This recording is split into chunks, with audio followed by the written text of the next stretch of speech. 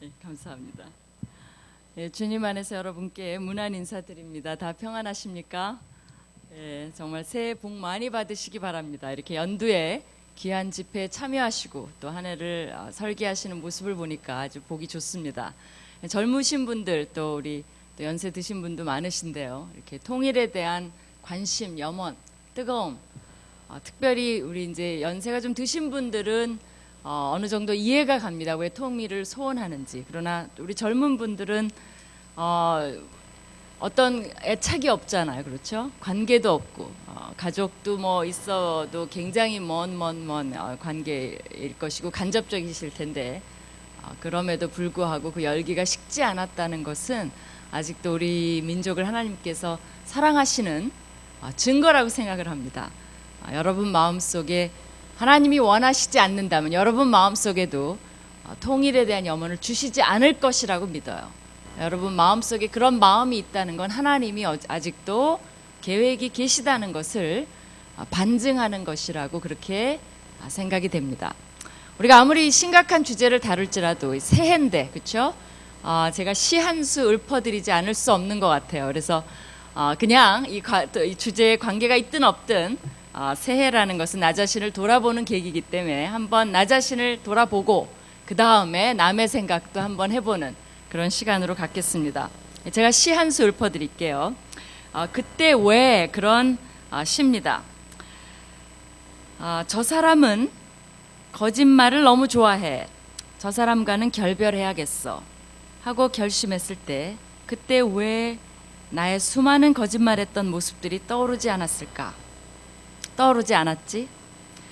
저 사람은 남을 너무 미워해. 저 사람과는 헤어져야겠어 하고 결심했을 때 그때 왜 내가 수많은 사람을 미워했던 모습들이 떠오르지 않았지? 저 사람은 너무 교만해.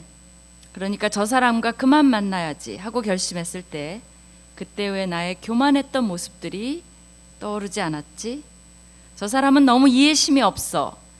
그러니까 저 사람과 작별해야지 하고 결심했을 때 그때 왜 내가 남을 이해하지 못했던 모습들이 떠오르지 않았지?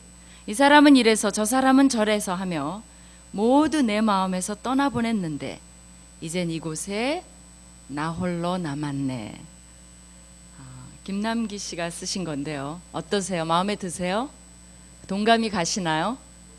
네, 우리가 사실은 다 부족한 사람들인데 이 세상에 여러분이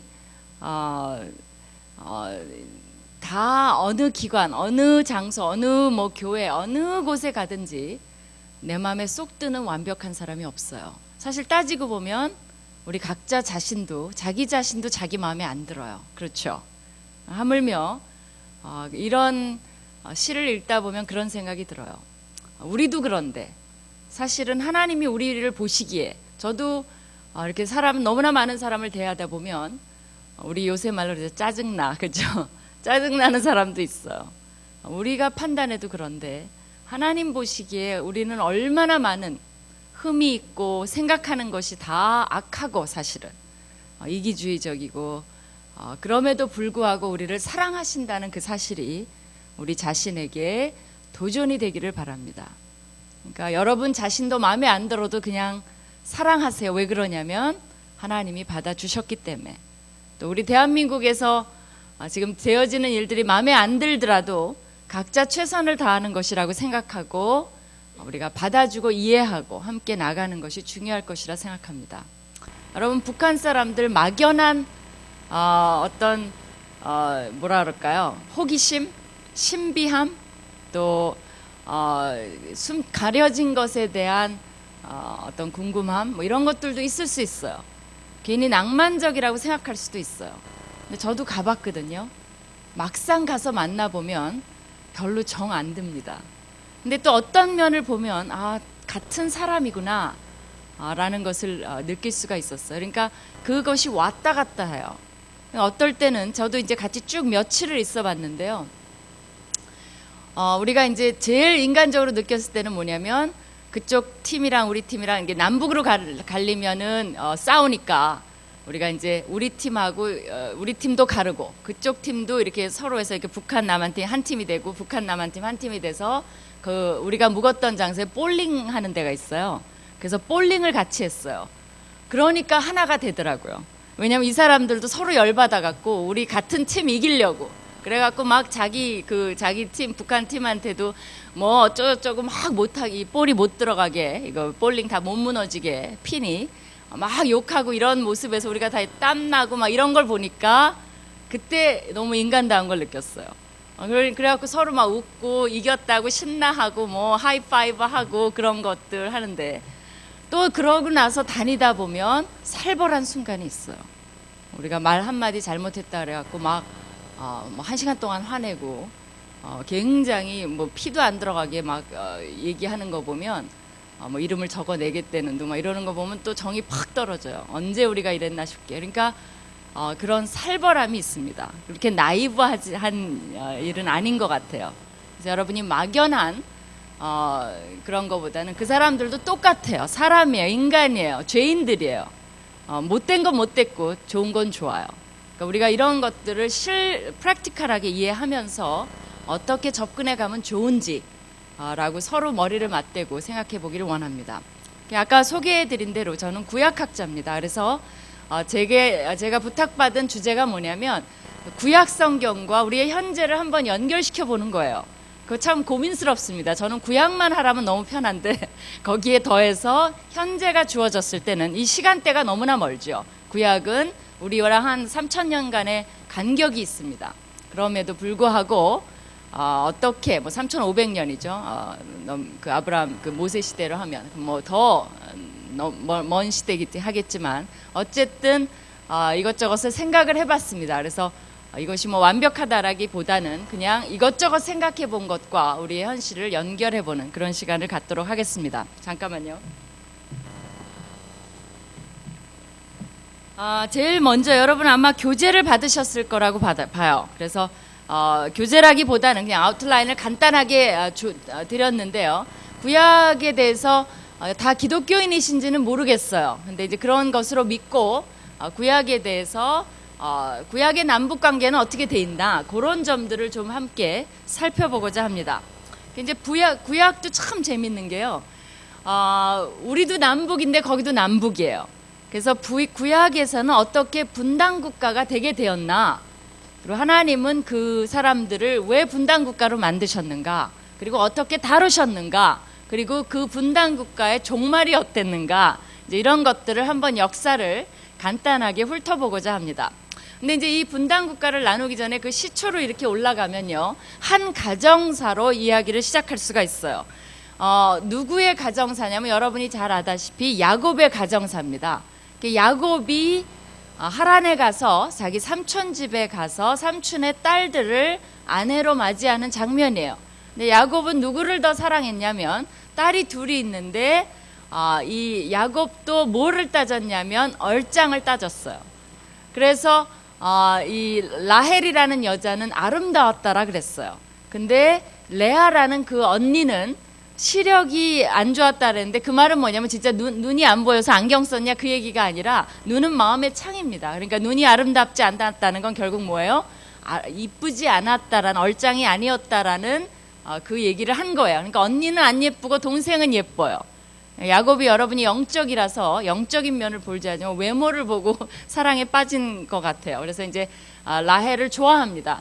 여러분이 다 알다시피 그래서 이제 열심히 7년을 일해서 아내를 맞이했는데 잠을 그 다음날 깨고 나서 깜짝 놀랐어요.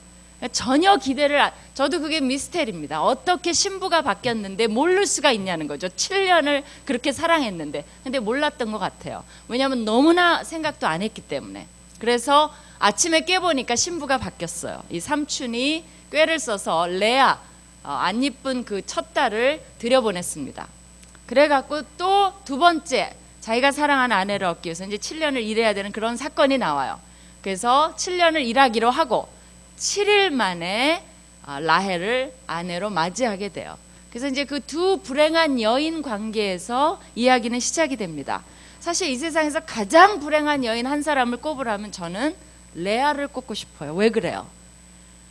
자기가 그러니까 아무리 못생기고 아무리 소박덩이고 아무리 싫어해도 누구든지 이 여자랑 내가 첫날 밤을 보내는구나는 알고 결혼을 해요. 그렇죠? 근데 이 레아는 뭐예요? 정체성을 숨기고 몰래 자기 동생인 양 척하고 하룻밤을 숨도 안 쉬었을 것 같아요. 제가 보기에. 말 한마디도 못하죠. 왜 발각 날까봐. 그러니까 그런 불쌍한 여자가 어디 있습니까? 아무리 그래도. 소박을 맞아도 하루는 지나고 소박을 맞거든요. 근데 이 여자는 자기 인비지블한 거죠. 투명 인간처럼 첫날 밤을 보내고, 그리고 남편이 자기를 보자마자 한 소리가 뭐예요? 성경에 보면 악 하고 소리 지른 거예요. 이 남편이. 그리고 자기 장인어른한테 달려간 거예요. 그리고 7일 만에 아내를 얻어버렸습니다. 그리고는 소박땡이가 된 거예요. 그래서 이 두 여자의 그 삶이 진행되는 얘기가 굉장히 창세기에 흥미롭게 나옵니다. 사실은. 그래갖고 이제 하나님이 재밌으신 게 뭐냐면 이 레아는 사랑이 없음을 보고, 총이 없다는데 총애란 말 하죠. 사랑을 못 받는 걸 보고 하나님이 불쌍히 여기셔서 레아에게는 뭘 주시기 시작했냐면 자식을 주기 시작했어요. 그래서 레아에게 4자녀가 생기기 시작합니다. 그 이름이 뭐예요? 제일 처음에 르벤이 나오고, 그 다음에 시므온이 나오고, 레위가 나오고, 유다가 나와요. 익숙하죠? 누굽니까? 이제 거기서부터 이스라엘의 12족장이 되는 자녀들이 태어나기 시작하는 거예요. 그래서 4아들이 나와요. 그러니까 이 라헬은 사랑을 많이 받아요. 이 야곱이 굉장히 엔들리스 러브라 그래갖고요. 사실은 이 야곱은 라헬을 죽기까지 사랑합니다. 죽어서도 사랑하고 끝까지 사랑해요, 사실은. 근데 아들이 자식이 없어요. 그러니까 이제 이 여자가 화가 나서 자기 시녀를 들여보냅니다. 이제 그 사건이 나와요. 그래갖고 이제 그 시녀를 통해서 아이가 태어납니다. 그리고 나서 이 레아가 자기도 아이가 없고 이쪽은 시녀를 통해서 태어나니까 자기도 화가 나서 자기 시녀를 또 들여보내요. 그래갖고 또 자녀가 태어나요. 그래갖고 그 시녀를 통해서 4자녀가 태어나게 됩니다. 그런 사건이 나와요. 그래서 이제 빌하랑 실바에게서 누가 태어나냐면 여러분이 아는 단, 납달리, 또 갓, 아셀, 이 4지파는 시녀를 통해서 태어난 자녀들이에요.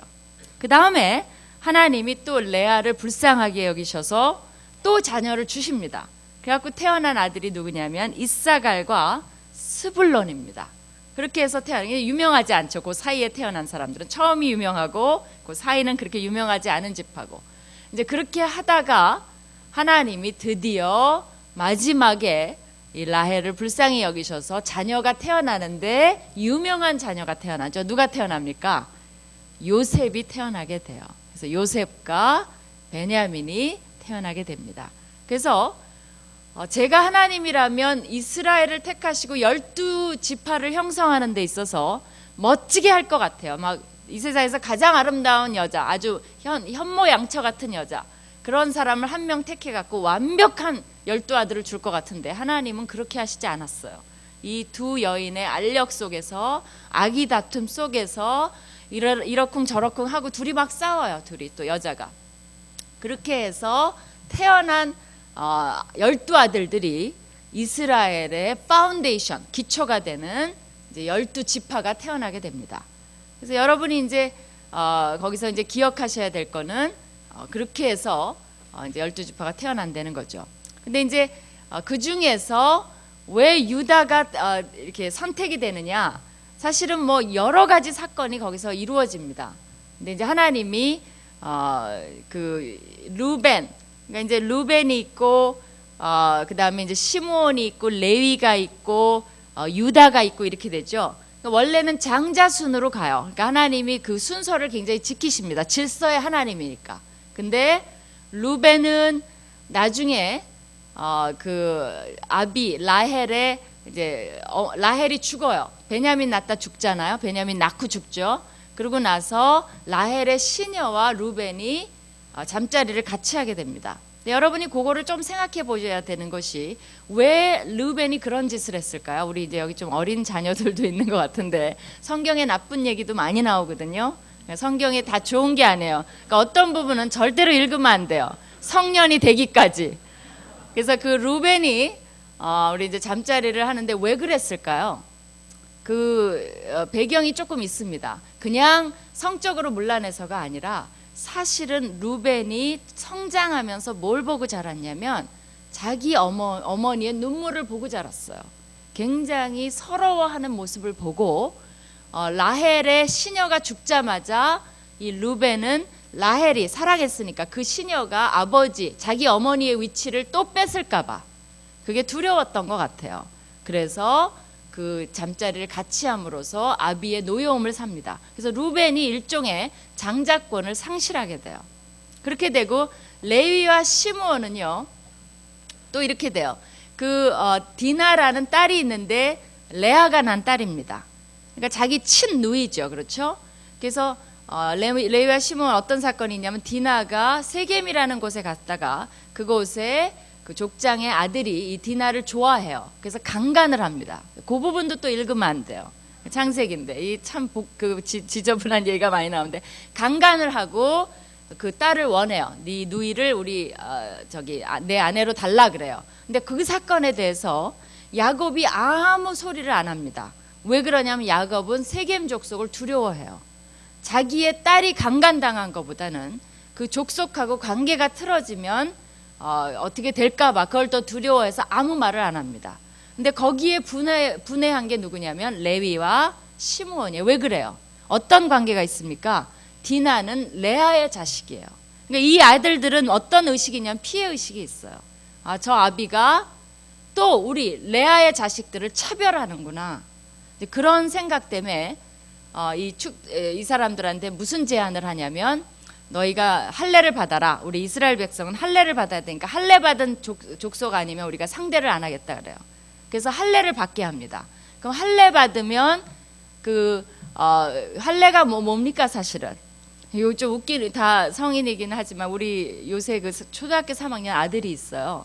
근데 어디서 포경 수술 얘기를 자기네끼리 하나 봐요. 그 남자아이거든요.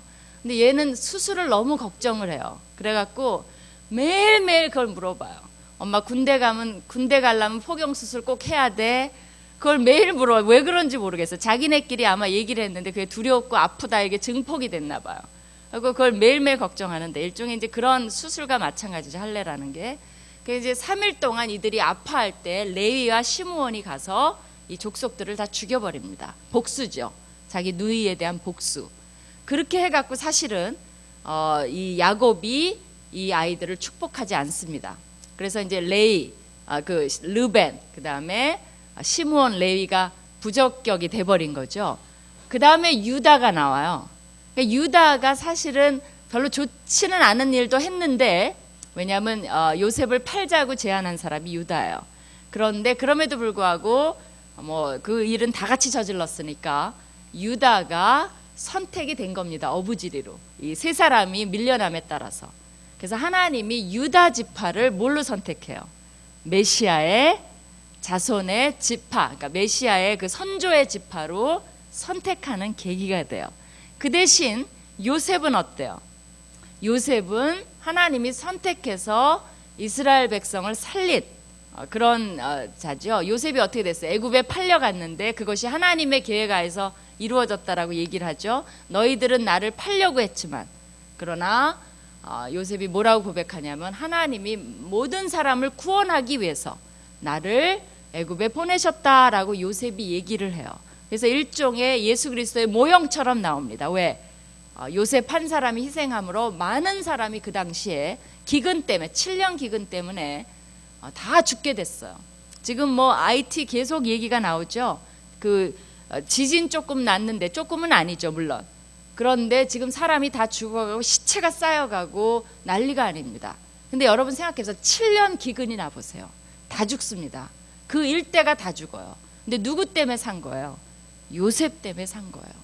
그 애굽 사람만 산 게 아니에요. 그 중동 일대, 왜? 이스라엘에 있는 야곱의 사람들도 양식을 구하러 왔으니까. 그러니까 요셉 한 사람이 희생됨으로 만민을 살리는 그런 역할을 한 거죠. 그래서 이제 여러분이 알다시피 애굽에 팔려온 요셉이 총리 대신이 돼서 자기 가족 70명을 애굽으로 데려오게 됩니다.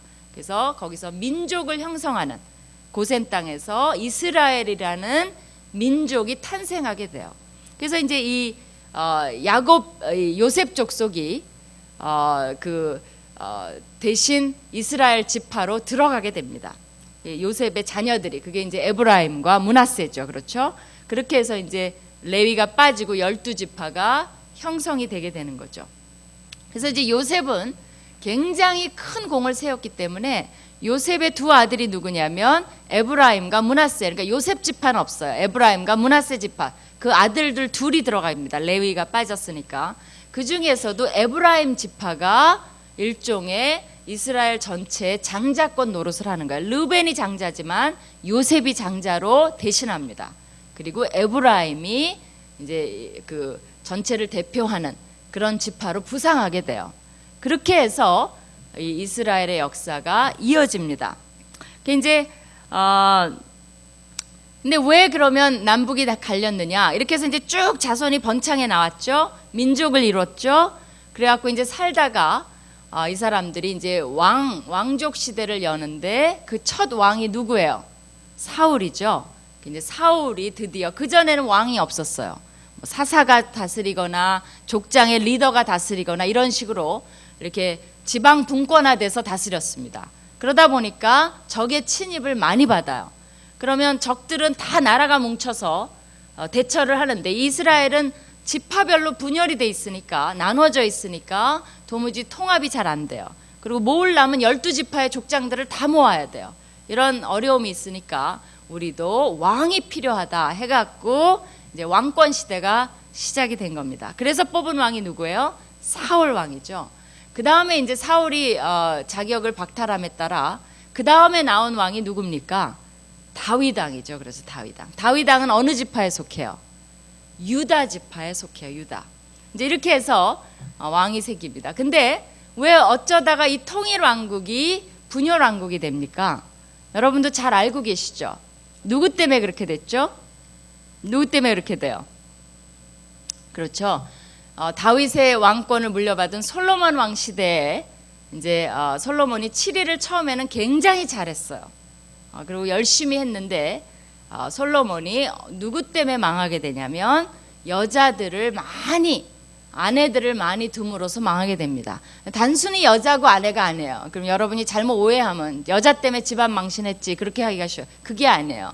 외국 여자들하고 결혼하기 시작합니다. 그 여자들이 데려온 우상들을 솔로몬이 지혜가 있음에도 불구하고, 그러니까 그 지혜라는 것은요, 여러분이 그걸 또 보면 참 아이러니컬해요. 솔로몬만큼 지혜가 있은 왕이 없죠.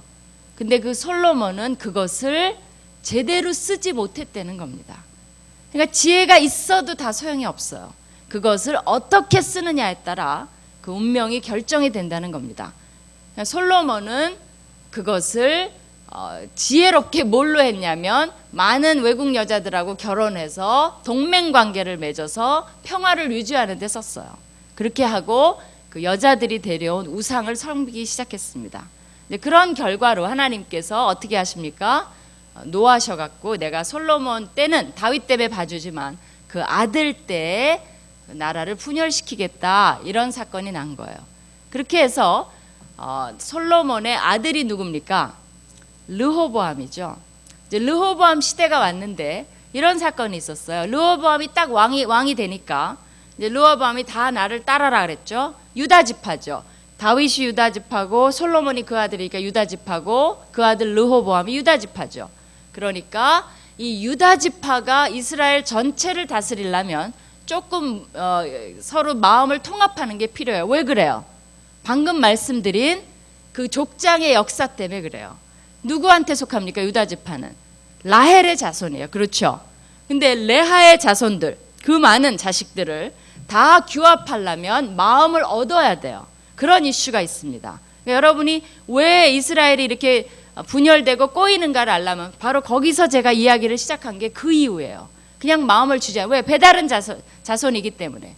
그래서 이 르호보암이 다 나를 따르라 그랬어요.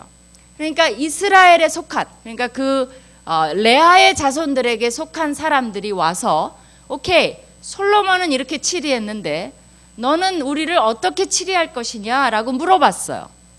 그랬더니 르호보암이 나에게 3일을 다오 그랬어요. 그런 다음에 이렇게 컨설트를 했습니다. 근데 결과가 어땠습니까? 지혜가 많은 나이 많은 사람들은 좋은 왕이 되십시오, 마음을 얻으십시오라고 그 충고를 해줬어요. 근데 그 르호보암과 같이 자란 젊은이들, 그 사람들은 아직 지혜가 모자라요. 그리고 굉장히 그 앰비션, 그런 것들이 많아요. 그러니까 뭐라고 제안을 했습니까? 다른 제안을 했어요. 그래갖고 르호보암이 이렇게 말합니다. 왕의 이렇게 대답을 해요. 함께 자라난 소년들이 왕께 고하여 가로되 이렇게 하십시오. 그렇게 얘기를 했어요. 그러니까 이 르호보암이 그 충고를 따라서 이렇게 대답을 했습니다. 나의 새끼손가락이 내 새끼손가락이 내 부친의 허리보다 굵다는 거예요. 굵으니 내 부친이 너희로 무거운 멍에를 매게 하였으나 이제 나는 너희의 멍에를 더욱 무겁게 할지라. 내 부친은 채찍으로 너희를 징치하였으나 나는 너를 전갈로 징치하리라 그랬어요. 그러면 그 말이 무슨 말입니까? 왜 르호보암이 이렇게 이상한 소리를 한 거예요? 왜 그렇습니까? 사실은 이고 때문에 그래요. 이고. 왜냐하면 자기가 딱 왕이 돼서 왔으면 충성을 다하겠습니다라고 말을 해야 되는데 이 사람들이 와서 뭐라 그랬어요? 당신의 정치 철학이 뭡니까? 라고 물어본 거예요. 그러니까 화가 난 거죠. 그러니까 뭐라고 했냐면 이 젊은 사람들이 뭐라고 친 거야? 당신이 어떤 왕인지 한번 보여주십시오. 얼마나 위대한 왕인지 보여주십시오라고 한 게 기껏 뭡니까? 내 새끼손가락이 우리 아비의 허리보다 굵다라고 해서 내가 너희를 내가 누구인지 얼마나 강력한 왕인지를 보여주마라고 발표를 하게 된 거예요. 그러니까 굉장히 어리석은 왕이죠. 그러니까 르호보암이 지혜도 없고 자존심만 있고 그 다음에 이고가 세고 결국은 임머추어한 성숙하지 못한 왕임을 여기서 보여줍니다. 그렇게 하니까 어때요? 마음을 얻어도 부족한데 이 이스라엘 백성들이 마음을 떠난 겁니다. 그래갖고 이 사람들이 뭐라 그러냐면 우리가 애당초 유다랑 무슨 관계냐 이렇게 얘기를 해요. 그러니까 여러분이 배경을 모르면 왜 그런 말을 하지 이렇게 됩니다. 이제는 아시겠죠? 왜 그래요? 옛날 관계 때문에 그래요. 우리랑 유다랑 도대체 무슨 관계예요? 너희는 라헬의 자손이고 우리는 다 레아의 자손 아니냐 이렇게 돼요. 그래서 결국은 유다와 베냐민은 원래 조그매요. 지파가 별 볼 일 없으니까 베냐민이 잘 안 나오는 겁니다. 그러니까 결국 유다만 자꾸 나오는 거예요. 그러니까 유다랑 베냐민이 한 통속이 되고 그 다음에 나머지 10지파가 뭉쳐서 북이스라엘이 되고 거기에 대표되는 지파가 어디예요? 에브라임 지파가 되는 거예요. 아시겠죠? 그렇게 해서 남북이 그때부터 갈리는 역사가 일어납니다. 그렇게 해서 이제 남북 분단이 이루어지게 돼요.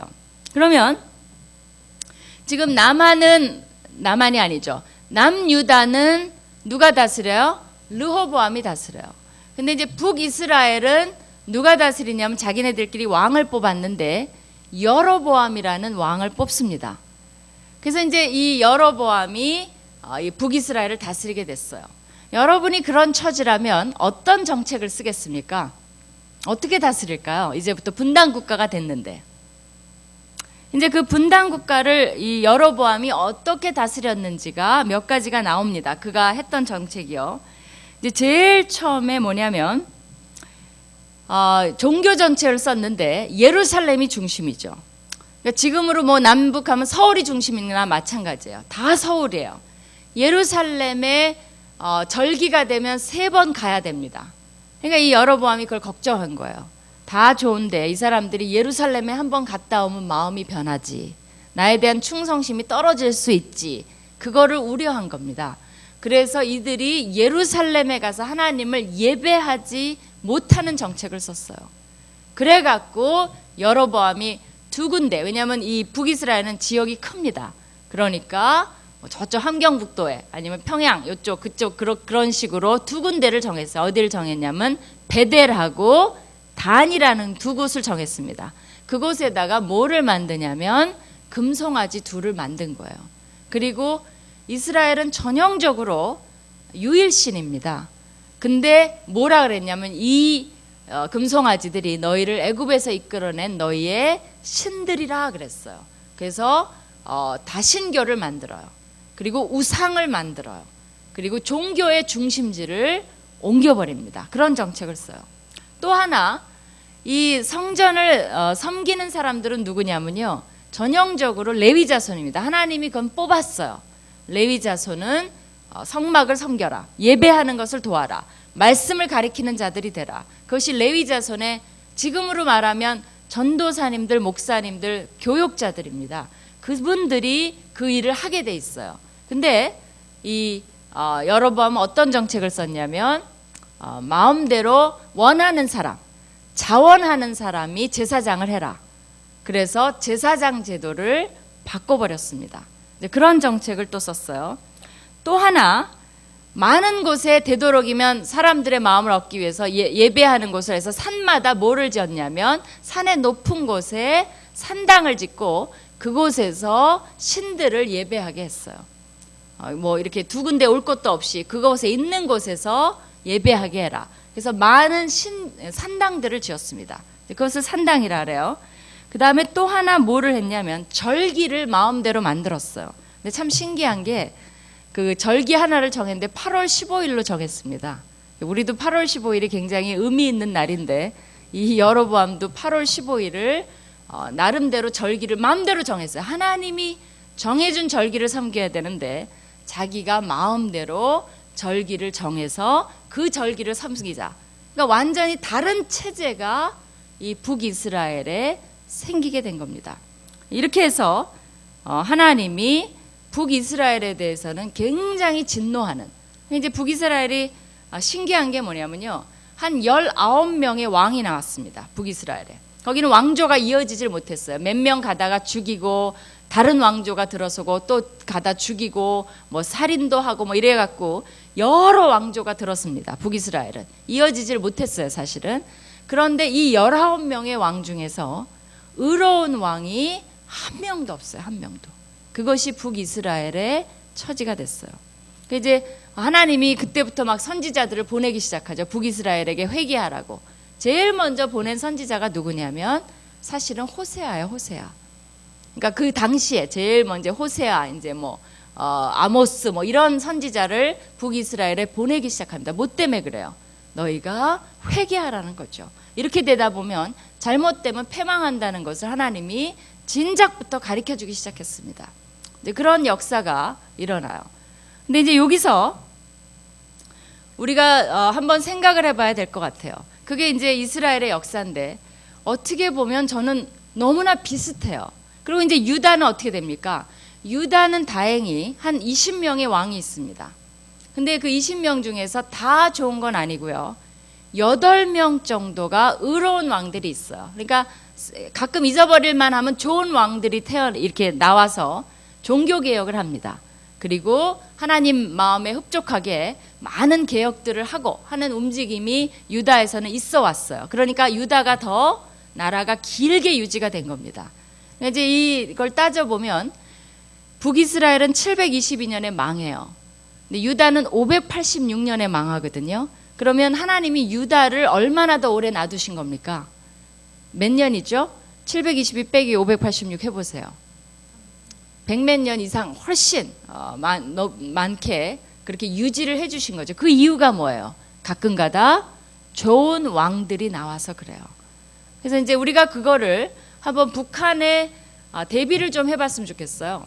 어떻습니까? 지금 상황이 굉장히 아이러니컬하지만 똑같다는 건 아니에요. 그냥 굉장히 비슷한 면이 있어요. 우리는 정치적 상황에 의해서 남북이 갈라졌습니다. 근데 지금 형국이 어때? 북이스라엘이 아니라 북한은 어떻습니까? 제가 보기에는 우상숭배의 극치예요. 정말 저도 설마 했는 뭐 이렇게 뭐 영웅 정도로 섬기겠지라고 했는데 그렇지가 않아요. 제가 북한에 가보니까 그 왜 김일성 동상 있잖아요. 그거는 뭐 정말 대단합니다. 보기보다 사진보다 훨씬 더 근사해요. 정말 잘 만들었어요.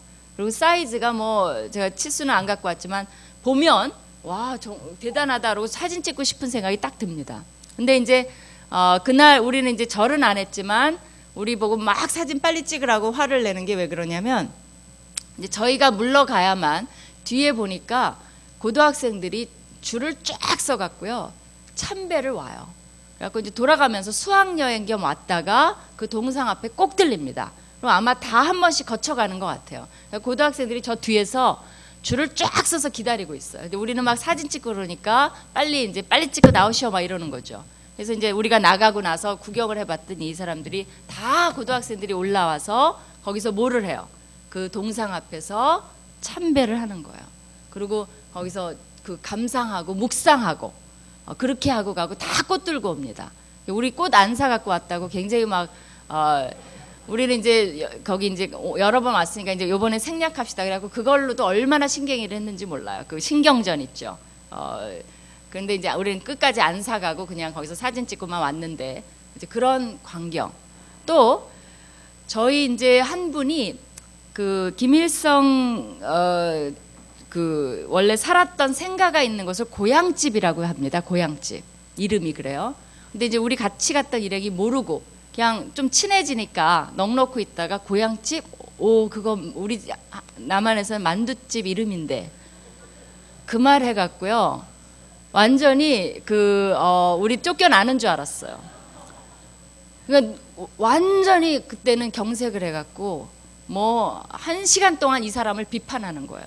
그러니까 우리가 같이 뒤집어쓰기 싫으니까 우리 그냥 가만히 있어요. 근데 완전히 야단 맞는 이런 사람이 그래갖고 이 야단을 꼭 맞아야 되나 그렇게 해서 이제 굉장히 신경전이 오갔지만은 이제 어쨌든 우리가 나중에는 안 풀어져 갖고 사과하고 다시는 안 그러겠다 그러고 그거는 말실수라 그러고 남한 사람은 그럴 때도 있다 그러고 우리는 대통령한테도 그런 말을 한다. 뭐 별 말을 다 해도 아무튼 안 들어가는 거예요. 그리고 고향집에 갔어요. 이제 삐지고 삐졌는데 이제 할 수 없이 이제 할 수 없다로 이제 그러고서 이제 고향집에 갔는데 그 여자분이 이걸 소개를 합니다. 그러니까 조그만 생가예요. 그걸 막 뭐 주인은 너무 아름답게 만들어놨죠. 그렇게 정말 조경을 잘 해놨을 수가 없어요. 깨끗한데 이제 집 자체는 초라하죠. 그리고 장독대도 찌그러진 장독대. 아마 여기 통일 이런 컨퍼런스 많이 오셨으면 보셨을 거예요. 장독대도 찌그러졌는데 그 사연이 다 있고 그걸로도 그러는데 제가 놀란 건 뭐냐면요. 이 소개하는 분이 그냥 꾸미는 것 같지 않아요. 너무나 진지하고 그 김일성 부모님 이렇게 사진 얘기하고 이럴 때 딱 이렇게 얘기합니다. 저기를 보십시오 뭐 이렇게 하는데 그 얘기를 할 때는 눈물이 글썽글썽해요. 그리고 막 이렇게 점점 얘기를 하면서 굉장히 숙연하고 글썽글썽하고 막 그 분위기가 느껴져요. 이분이 진심으로 존경을 가지고 하는구나. 거기서 우리가 이렇게 조금 웃기라도 하든가 이러면 딱 째려봅니다. 근데 그게 굉장히 무서워요, 사실은. 존중하시오, 뭐 이런 느낌이 확 들어요. 거기 가면 다 비헤이브 하게 돼 있어요. 그 분위기상. 그리고 이분들이 그 여자분들의 태도라든가 이런 것들이 아주 훈련이 세련되게. 그러니까 겉모습은 그렇게 한복 입고 그래서 세련돼 보이지 않지만 이 매너라든가 이런 것들은 우리가 어떻게 보면 이 통일이 되면 이 여자분들이 대단하더라고요. 당할 수 있을까 그 생각이 들어요. 말도 잘하지만 이 사상이 투철하기 때문에 우리한테 어떤 여유를 안 줍니다. 그리고 조금만 흐트러지면 딱 눈으로 다 제압을 해요. 우리가 눈치를 본다는 것을 거기 가서 느꼈어요. 정말 눈치 보고 다 행동하게 돼 있어요. 그러니까 눈으로 제압하는 그런 여자들을 우리가 가서 과연 복음으로 제압할 수 있을까? 라는 두려움이 들 정도예요. 그러니까 정말 신앙입니다. 제가 보기에 신앙 이상이에요. 그리고 뭐 완벽히 그걸 다 외우고 있고 그래서 이제 여러분도 이렇게 말씀을 들으면 지금 제가 막 이스라엘의 역사 얘기하는데 여러분 눈물 글썽글썽 안 하잖아요. 그죠? 저 얘기 아는데 왜 할까? 뭐 또 딴 사람은 역사 재미없다 뭐 이러면서 듣지. 눈물을 글썽글썽하면서 큰일 나죠. 그러면 거기 가서는 김일성 역사를 얘기하면 어떻게 듣겠어요? 여러분 이렇게 여유 있게 막 이렇게 앉아서 들으시겠어요? 아니죠. 탁 이 무장해서 듣죠. 졸면 어떻게 돼요? 그냥 저기 나가서 자아 비판감이죠. 여러분 자아 비판 받을 사람이 너무 많아요. 여기 보면. 근데 바로 그런 거예요. 정신. 그래서 한 가지 우리 그 말 너무 많이 들었죠. 그 말이 맞습니다. 그분들 인간한테는 베큐움이 있어요. 파스칼이 말한 대로 빈 공간이 있는데 인간들은 그것을 나름대로 채웁니다. 허전하기 때문에, 허무하기 때문에. 그걸 안 채우고 사는 사람 없어요. 어떤 사람은 그것을 어떤 성취감으로 채워요. 어떤 사람은 뭐 희락으로도 채워요. 어떤 사람은 자기의 자기 나름대로의 꿈, 비전. 인간들이 다 그렇게 엉망으로 사는 건 아니에요. 나름대로 의미 있는 것들로 채우고 삽니다. 근데 이분들 안에는 사실은 아직까지는 그 빈 공간이 너무나 그 김일성 사상으로 꽉 차 있기 때문에 이제 우리가 해내야 되는 작업은 그것을, 그러니까 김일성이 무너져야 돼요. 그 환상이 깨져야 돼요. 비전이 깨져야 돼요. 그러니까 그 작업이 어떻게 될 수 있을까? 간단한 통일만 된다고 되는 것 같지가 않아요. 그것이 빠져나가고 그 안에 예수 그리스도로 채우기만 하면 거기에는 너무나 많은 파워가 있어요.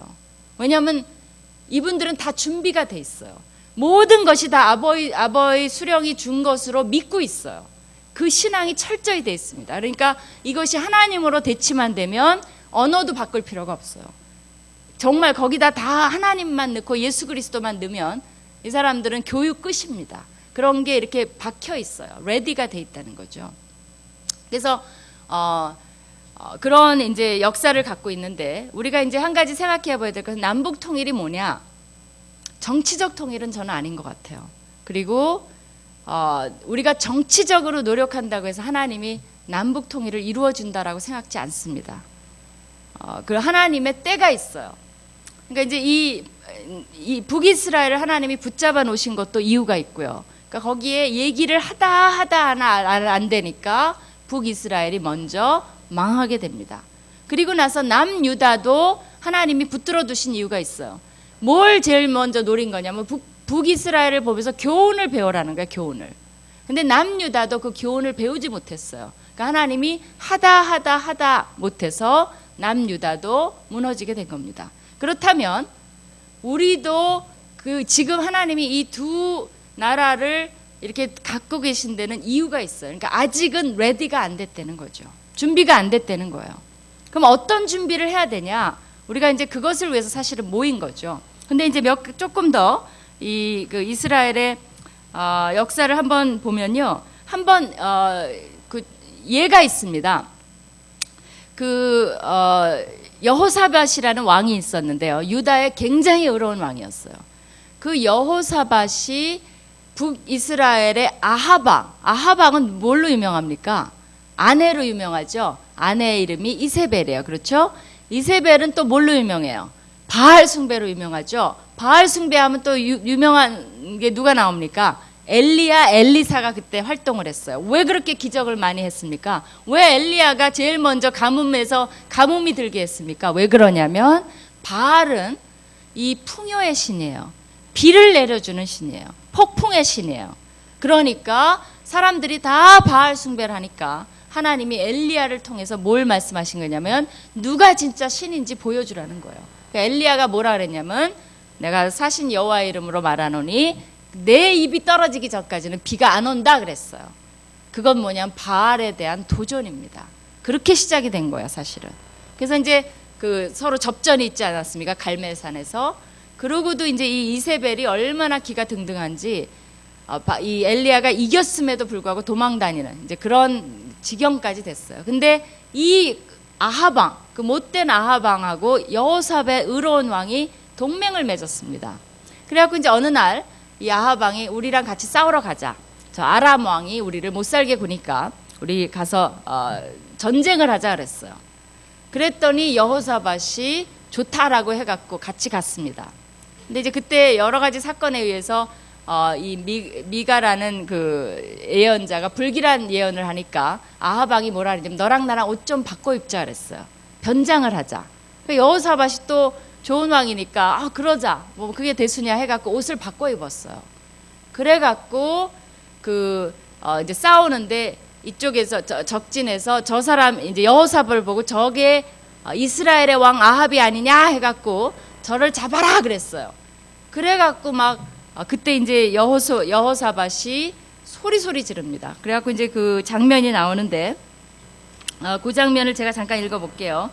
병거의 장관들이 대하 18장입니다. 여러분 찾을 필요 없어요. 여호사밧을 보고 이르되 이가 이스라엘 왕이라 하고 돌이켜 저와 싸우려 한즉 여호사밧이 소리를 지르매 여호와께서 저를 도우시며 하나님이 저희를 감동시키사 저를 떠나게 하신지라 그랬어요.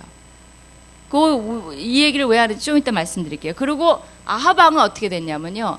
자기는 머리를 쓴다고 변장을 했는데 이 아람의 그 군사가 우연히 쏜 그냥 랜덤으로 그거 있죠. 에라 모르겠다 아무데나 쏜 그 화살이 아합 왕에게 맞았어요. 그러니까 하나님의 주권을 벗어날 수가 없는 거죠. 그래갖고 거기서 치명타를 입고 죽게 됩니다. 이 여호사밧의 수치는 거기서 끝나지 않아요. 간신히 목숨을 건졌죠. 그 다음에 또 어떤 일이 일어나냐면 여호사밧의 아들한테 아합 왕의 딸을 아내로 줍니다. 그 딸의 이름이 뭐냐면 아달랴라는 여인이에요. 그 여인이 유다로 시집을 가죠. 그래갖고 자기 남편이 죽으니까 그 남편 이제 그 남편이 죽고 나니까 이 여인이 뭐라고 했냐면 내가 정권을 잡아야 되겠다 해갖고 그 남편의 다른 여러 자식들도 많잖아요. 여자가 많으니까 그 자식들을 다 죽입니다. 그러니까 그건 무슨 사건이 일어나냐면 유다의 씨를 말려요. 유다 왕족의 씨를 말립니다. 그런 사건이 일어나요. 누구 때문에 그래요? 이세벨의 딸이에요. 아달랴가. 그래갖고 북이스라엘 여자가 남유다에 와서 남유다를 장권하고 다윗의 자손을 다 죽이는 거예요. 그때 딱 한 명이 살아남습니다. 그 이름이 뭐냐면 바로 요아스라는 사람이에요. 6년을 성전에 몰래 숨어 있습니다. 그거 없었으면은 유다의 그 왕권은 끝납니다. 그래갖고 이 여인이 6년 동안을 거기서 장악을 하고 치리를 해요. 근데 7년째 대제사장이 숨겨뒀던 요아스 왕을 내놓으면서 이제 반란을 일으켜갖고 정권을 다시 잡는 그 얘기가 나옵니다. 제가 이걸 왜 말씀드리냐면 이건 뭘 보여주냐면요. 그 악한 북이스라엘과 이 선한 여호사밧이 잘못된 동맹 한 번을 맺었다가 자기 목숨도 간신히 건지고 그 다음에 자기 자손의 뿌리까지 다 말릴 뻔한 사건이 여기서 일어나요. 우리가 이제 그런 것을 한번 되돌아보면서 어떻게 이 북한과의 관계를 맺어야 되느냐를 제가 조금 생각해 보고자 하는 겁니다. 아까 말씀드렸듯이 이거는 정치적으로 우리가 풀 문제가 아니라 지금 영적으로 이제 실제로 이제 북한에 전기가 안 들어오니까 인공위성으로 여러분이 보시면요. 이 대한민국의 지도가 나왔는데 인공위성에 보면 밤에 이 북한은 새카맣습니다. 이 남한은 크리스마스 추리 쳐놓은 것 같아요. 굉장히 밝아요. 대조가 돼요. 그러니까 진짜 영적이 아니라 실제적으로도 거기는 암흑이에요. 그리고 우리는 정말 밝습니다. 그런 참 이상한 현상이 있어요. 우리가 이제 거기 호텔에 묵었을 때도 그 굉장히 높은 호텔인데 거기도 양각도 호텔이죠. 근데 거기도 그 엘리베이터가 한번 멈춘 적이 있어요. 그러니까 전기가 잘 공급이 안 됩니다. 그런 상황인데 하나님이 이 두 나라를 지금 이렇게 놔두신 것은 일단은 제가 보기에 북한은 북한이고 남한에 대한 준비를 시키는 거라고 생각을 해요. 그럼 이제 우리가 어떤 준비를 해야 되겠냐는 거죠. 아까 말씀드렸듯이 지금 상태로 여러분 통일돼서 젊은 사람들이 북한에 가면 어려움을 당할 수가 있습니다. 그렇기 때문에 우리가 제일 먼저는 우리 자신을 무장을 해야 돼요. 뭘 무장을 해야 되냐면 여호사밧이 여호사밧처럼 신앙이 좋은 왕도 갔다가 북한의 그 북이스라엘의 영향을 받고 다 유다가 망할 뻔했어요. 그러니까 우리가 잘못 건드리면 영적으로 우리까지 암흑기에 접어들게 된다는 겁니다. 그렇기 때문에 하나님이 아직은 아니라는 거예요. 통일이. 그러니까 누구 때문에 아니냐면 우리 때문에 아니에요. 북한 때문에 아닌 게 아니에요. 또 정치가가 잘못돼서 아닌 게 아니라 기독교인들 때문에 저는 아니라고 생각을 해요. 그래서 제일 먼저 우리의 신앙을 무장을 해야 된다는 거예요. 그러면 어떤 것으로 무장을 해야 되느냐? 젊은 사람들은 지금 요새 저 걱정이, 저도 구약 교수긴 합니다만은 성경 공부들을 잘 안 해요. 뭐만 합니까? 찬양이 나쁘다는 게 아니에요. 찬양 중심이에요. 그러면 여러분 집회에 가면 무슨 집회에 가면 청년들이 많죠? 찬양 집회. 근데 심각한 성경 공부, 막 머리를 싸매고 말씀을 들이파면서 막 외워야 되고 이런 성경 공부에 가면 어때요? 쌀랑해요. 그건 뭘 보여줍니까? 우리의 나쁜 거 아니에요. 찬양 너무 좋아요. 그러나 that's not enough. 그것은 사실은 우리의 표현이지. 찬양은 하나님께 드리는 표현이지 그것이 우리를 다 영적으로 준비시켜 주지는 않습니다. 그러니까 젊은 사람들이 그런 feel good, 이모셔널한 거, 그죠? 감정적으로 좋은 거, 또 나를 어느 정도 기쁘게 하는 거, 쉽게 가는 거.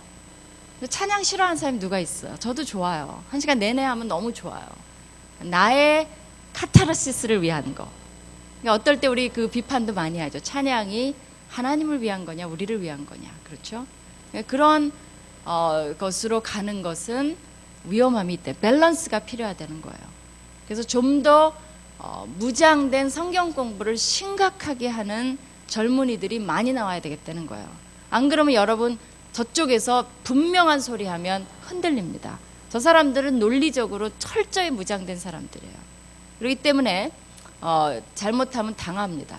그래서 이제 그런 영적인 무장 중에 성경 공부를 많이 해야 되겠다는 거예요. 그럼 여러분이 지금 이렇게 왔는데 이런 거 너무 좋은 거죠. 이런 사경회 여기서 이제 하루 종일 며칠 몇 박을 있으면서 우리 다음에 로스 목사님이 이제 하루 종일 하시면서 사경회 같은 걸 했으면 좋겠어요. 그냥 옛날 그 평양 부흥 사경회처럼. 그때는요, 왜 그때 그 일주일 동안에 부흥이 일어난 줄 아십니까? 평양에 부흥 사경회가 있었어요. 그럼 그 사람들은 옛날에는 뭐 지금 이런 시설이 아니죠. 참 마루에서. 그러니까 자기 먹을 걸 자기가 챙겨왔어요. 그러니까 빵 같은 거 있죠. 그런 거 해갖고 그게 굳으면 안 상하니까. 해갖고 평양이 춥잖아요. 겨울 1월 달이었거든요.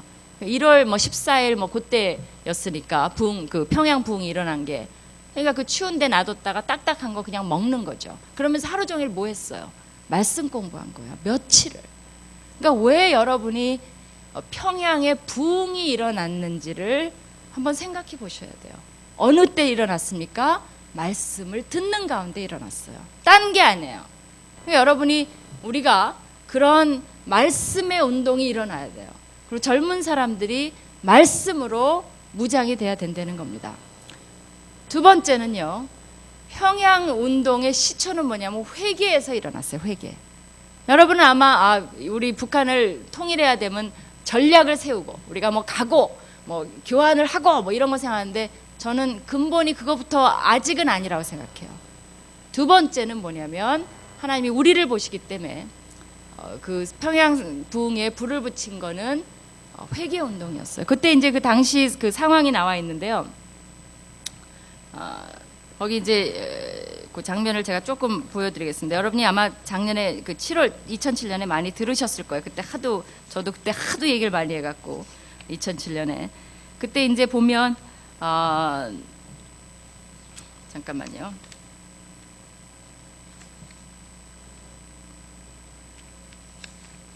네, 이런 말이 있어요.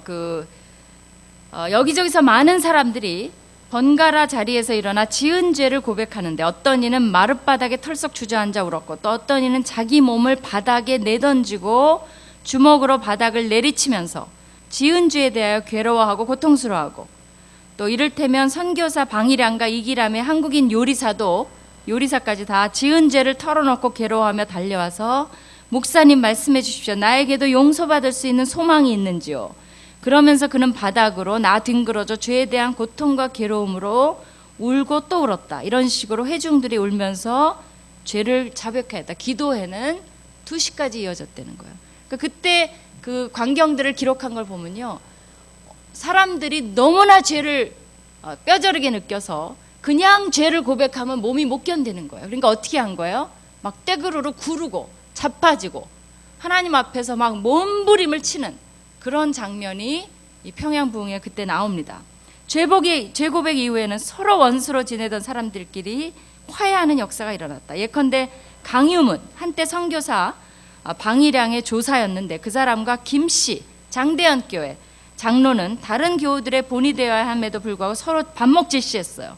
근데 강유문은 성령의 역사로 자신이 김 씨를 미워해 오던 죄를 다른 사람들 앞에서 고백하는 용기를 얻었다. 그때 다른 사람들이 깜짝 놀랐다 그래요. 평소에 그렇게 자존심이 강하던 이분이 여러 사람 보는 앞에서 나가서 자기 죄를 자복했다는 거예요. 이제 그런 모습들 속에서 죄 고백이 터져 나오면서 사실은 이 부흥사경이 할 때 며칠간은 냉랭했습니다. 그래갖고 뭔가 성령이 임하시지 않는다. 왜 이럴까? 해갖고 많이 밤에 모여서 몇몇 사람이 기도하고 내일은 성령이 오시겠지. 근데 안 와요. 그러다가 거의 마지막 때 돼서 이런 사건이 일어난 거예요. 한 사람이 용기를 내서 죄 고백을 하니까 그 많은 사람들이 죄가 얼마나 많았던지. 그러니까 대개는 그 부흥에는 역사학자들이 조사를 해보니까 어떻게 일어나냐면 대개는 성령이 역사해서 방언이 터지고 뭐 이런 식으로 부흥회가 일어납니다. 근데 우리나라의 평양 그 대부흥회는 굉장히 독특한 거예요. 뭘로 시작됐냐면 죄고백의 역사로 일어난 거예요. 그러니까 어떻게 보면 가장 이상적인 부흥회가 된 거예요. 하나님이 기뻐하시는. 그러니까 하나님이 그 북이스라엘과 남유다에 간절히 원하셨던 게 뭐냐면 선지자를 여러분 메시지를 다 읽어보세요. 뭘로 시작합니까? 회개하라는 거죠. 이사야는 뭘로 시작해요? 남유다를 향해서 어떻게 짐승도 자기 주인을 알아보는데 너희는 짐승만도 못하다 그 말을 한 거예요. 자기 주인인 하나님을 못 알아보느냐 이거죠. 그것으로 시작을 합니다. 이사야서 1장을 읽어보세요. 그러니까 죄고백이 하나님이 원하시는 건데 그것이 안 터진 거예요. 근데 평양 부흥에서는 그것이 터진 겁니다. 그 평양이에요, 평양.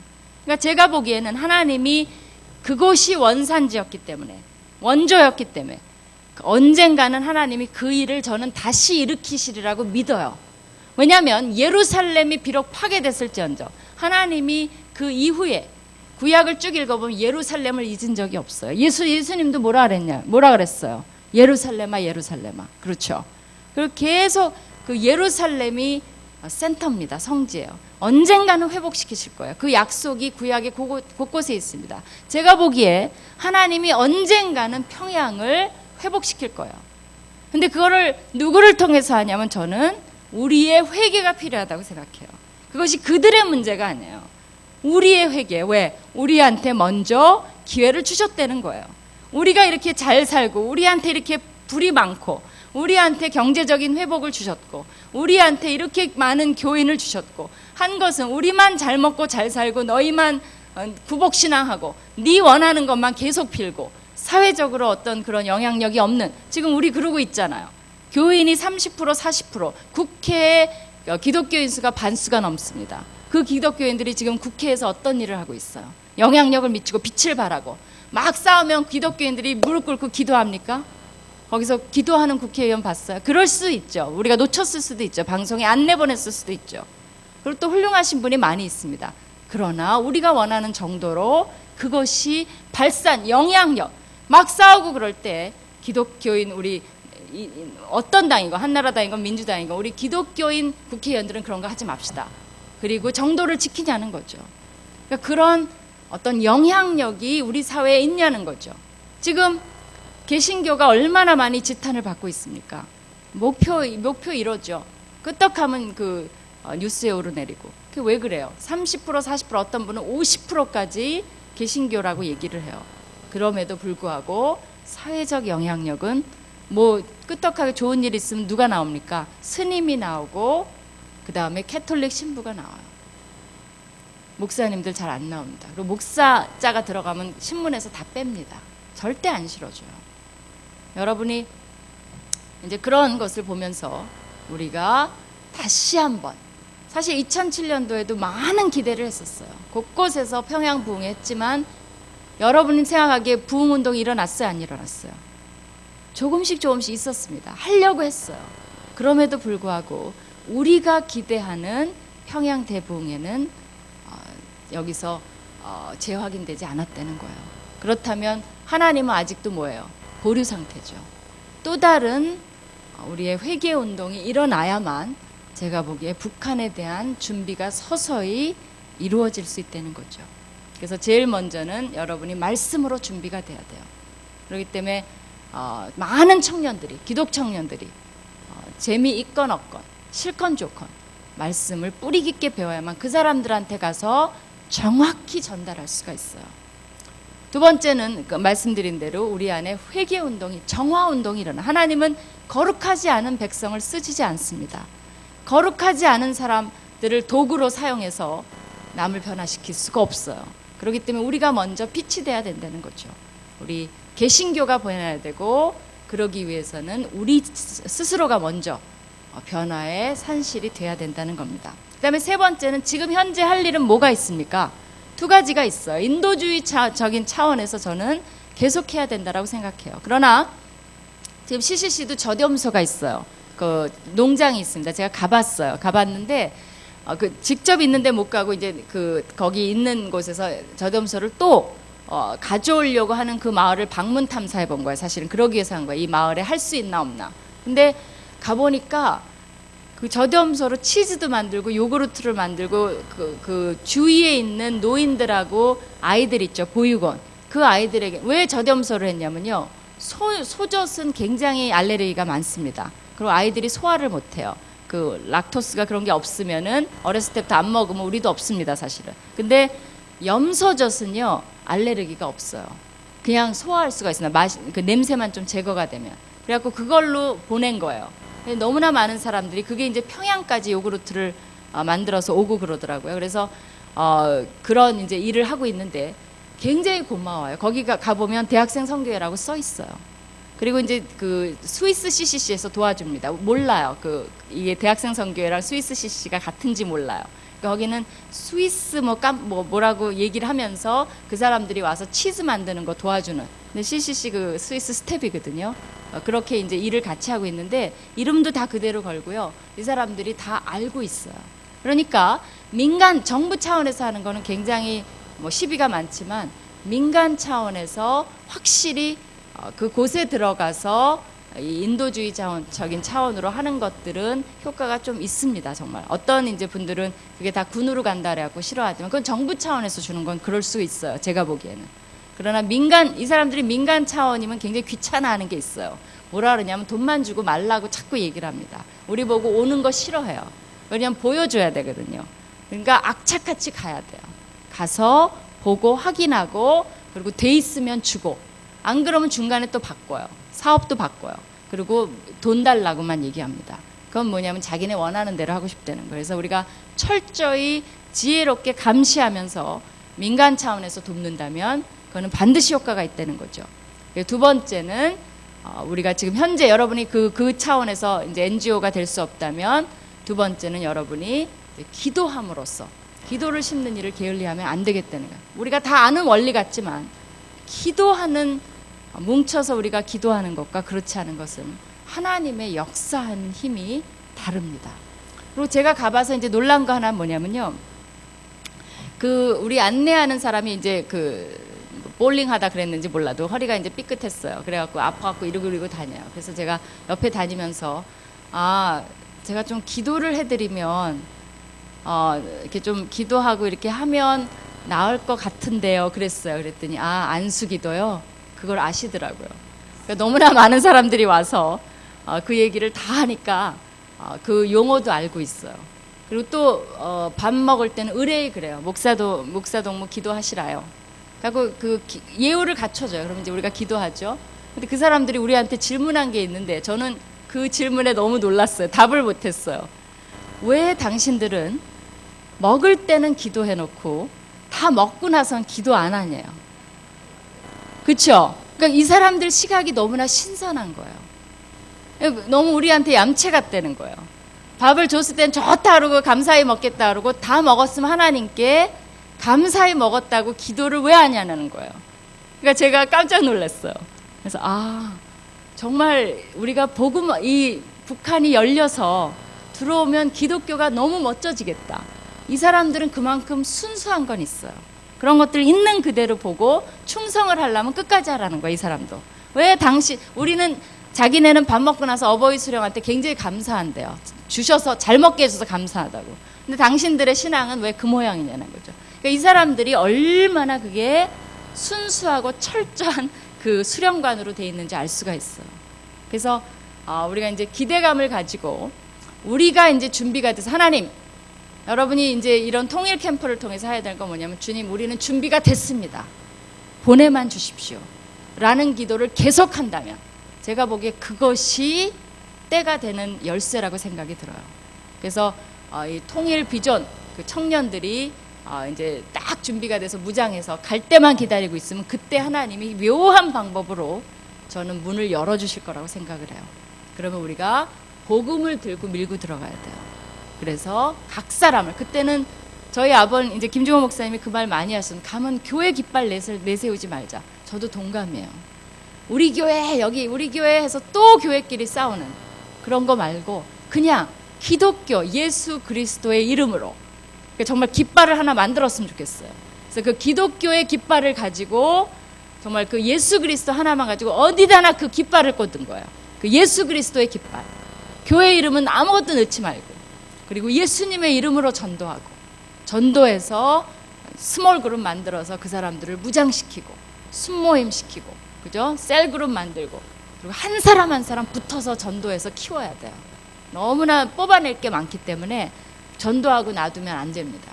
계속 붙어서 양육을 해야 돼요. 그러면 얼마나 많은 그 자원, 봉사 자원, 그죠? 하나님의 일꾼, 도구가 필요할지 여러분이 상상을 해보세요. 북한 사람 숫자만큼 필요합니다. 그렇기 때문에 우리 남한의 사람들이 일단 무장되는 것이 저는 제 1차라고 생각이 들어요. 그렇게 되면 하나님의 비전은 끝나지 않았습니다. 나중에 여러분 늘 스바냐서에도 보면 유다와 이스라엘이 나를 예배하게 되리라, 그런 말이 나와요. 하나님의 그게 꿈이에요. 그러니까 하나님이 지금 남한에 부어주신 이 축복을 하나님은 뭐 하고 계신 거예요? 북한에도 부어주시기 위해서 준비하고 계신 거예요. 그거를 하나님이 다 예배하고 계신데 누구 때문에 지금 그것이 안 이루어집니까? 우리 때문에 안 이루어진다는 거예요. 그래서 우리가 통일을 빨리 하는 길은 뭐예요? 우리가 더욱더 신앙적으로 성숙하고 무장되고 준비되고 기도하고, 그 다음에 거기 가서도 일당 100, 내 한 사람이 100명의 북한 사람을 책임진다라고 될 때 하나님이 저는 문을 열어주실 것이라고 믿습니다. 그러니까 우리 한번 소원을 해봅시다. 저도 그게 꿈이에요. 가서 북한 사람들 내가 여러분 몇 명 전도하고 싶어요. 무궁무진해요. 거기 다 해요. 다 전도해야 돼요. 그거 뭐 재밌는 게 뭐냐면요, 그 봉숙교회가 있잖아요, 북한의 평양에. 근데 그 교회에 물론 이제 그 종교인들이 와서 있는 겁니다. 그 믿는 사람들이 있는 게 아니라 거기 종교인들을 어사인을 해줘요. 당신 종교인이니까 거기 가시오 하면 가서 앉아 있는 거예요. 거기 이제 진실된 사람이 있는지 모르겠어요. 그건 논란이 많으니까, 남의 속을 뒤집어 볼 수는 없는 거니까. 근데 신기한 게 뭐냐면요, 그 남한에서 기술자가 갔어요. NGO들이 굉장히 많이 와 있습니다. 상주에 있어요. 그러니까 북한 가면 다 만나요. 한 호텔에 다 있거든요. 그러니까 남한의 NGO로 온 사람들은 싹 만나게 돼 있어요. 참 그러니까 평소에 한국에서 못 만나던 사람을 거기 가니까 만나더라고요. 근데 그 남한의 엔지니어가 안 믿는 사람인데 그냥 도와주러, 기술만 전달해주러 왔다가 주일날 이제 많은 기독교 단체가 있으니까 봉숙교회를 가니까 이 사람도 할 수 없이 갈 데도 없고, 갈 데 없거든요, 정말. 따라갔어요. 따라가갖고 봉숙교회 목사님 설교를 듣고 이 사람이 예수님을 영접했어요. 그래갖고 남한에 가서 정말 그 분위기가 그러니까 확 믿어졌나 봐요. 남한에 가서 너무나 열심히 교회를 다니는 사람이 됐어요. 그러니까 이게 아이러니지만 하나님이 북한을 그렇게도 쓰세요. 남한을 전도하는데. 하물며 우리가 무장되고 확 나아갈 때 하나님이 놀라운, 정말 최대한의, 저는 그거는 기쁨일 거라고 생각해요. 가서 전도를 하면서 예수 그리스도를 그 북한 땅에서 외치는 그 순간, 그것이 저는 통일이라고 생각을 해요. 뭐 남북 통일 정치적으로 안 돼도 돼요. 우리가 들어갈 수만 있으면 돼요. 들어갈 자유만 있으면 되고, 그 사람들하고 대화할 자유만 있으면 돼요. 그게 통일이에요. 그래서 복음화하는, 우리의 소원은 통일이 아니라 우리의 소원은 바꿔야 돼요. 북한의 복음화예요. 북한의 모든 사람에게 꼭 한 번씩 복음을 전할 기회를 주시옵소서. 지금 제가 여러분 한번 소원해 보세요. 몇 명한테 전도하고 싶어요? 구체적으로 합시다. 몇 명? 지금 얘기해 봐요. 몇 명? 속으로. 괜찮아요. 바뀌어도 돼요. 했어요? 몇 명? 50명, 100명, 1000명? 바로 그 소원함이 우리 안에 가득할 때 이미 하나님이 주시는 거예요. 그리고 누군지 모르지만 그 얼굴을 보면서 기도하는 거예요. 주님, 아직 난 얼굴을 못 봤지만 이런 10명, 20명, 50명, 1000명, 저는 그런 사람들로 이미 여러분이 전도할 사람 이미 안으세요, 품으로. 그러고 기도하는 거예요. 저는 이미 키우고 있는 거예요, 여러분 안에서. 기도해주고 자꾸 그 영을 보내주고 계속 우리가 이렇게 못 살게 굴어봐요. 그럼 어떻게 됩니까? 그 사람들이 불편해져. 그죠? 영으로서 이건 영적인 싸움이에요. 그렇기 때문에 기도의 능력을 믿으십시오. 우리가 부르짖을 때 하나님이 그냥 크고 놀라운 일을 보여준다고 한 적 없어요. 누구한테 보여줍니까? 너희는 내게 조건이에요. 부르짖으라는 거예요. 부르짖으라는 거. 여러분이 부르짖을 때 내가 크고 놀라운 일을 너희에게 전에 알지 못했던 일들을 보이리라고 말씀하셨어요. 그렇기 때문에 우리가 이 시대에 할 일을 하나님께 미리 저는 했습니다. 전도하고 있습니다. 주님, 지금도 하고 있습니다. 그 사람 누군지 모르지만 내가 이 문이 열리면 그 사람들 다 안고 이미 전도한 그 기도로 심은 것으로 이루기만 해주세요. 열매만 가서 따게 해주세요 라는 기도를 할 때 저는 놀라운 역사가 일어날 것을 믿습니다. 그렇기 때문에 북한의 복음화는 어디서부터 시작돼요? 나부터 시작하는 거예요. 나부터. 내가. 누가 해요? 내가 해요. 내가 준비될 때 가능한 거예요. 그렇기 때문에 명박, 그죠? 우리 이명박 대통령이 다 할 수 있는 거 아니에요. 때가 안 되면 이명박 대통령이 아무리 난리를 쳐도 안 돼요. 어떤 사람이 와도 안 돼요. 그러나 우리 특별히 젊은 청년들 준비됐을 때 우리 여성들 우리 자매들 튼튼해야 돼요. 가서 북한 여성 한 명은 붙잡고 흔들어야죠. 그 여자들 키도 커요, 이상하게. 그래갖고 그냥 흔들면 우리가 흔들릴 것 같아요. 그리고 그 여성들이 뭐라고 딱 한마디 하면 우리 남한 그 다 목사님들 이런 분들인데도 조용해져요. 그렇게 살벌해요. 그래서 우리도 좀 그런 성숙함, 머추어한 그런 것이 있어야 될 줄로 믿습니다. 아멘. 같이 기도하고 일단 마치고 질문을 받겠습니다. 아버지 하나님, 감사를 드립니다. 우리가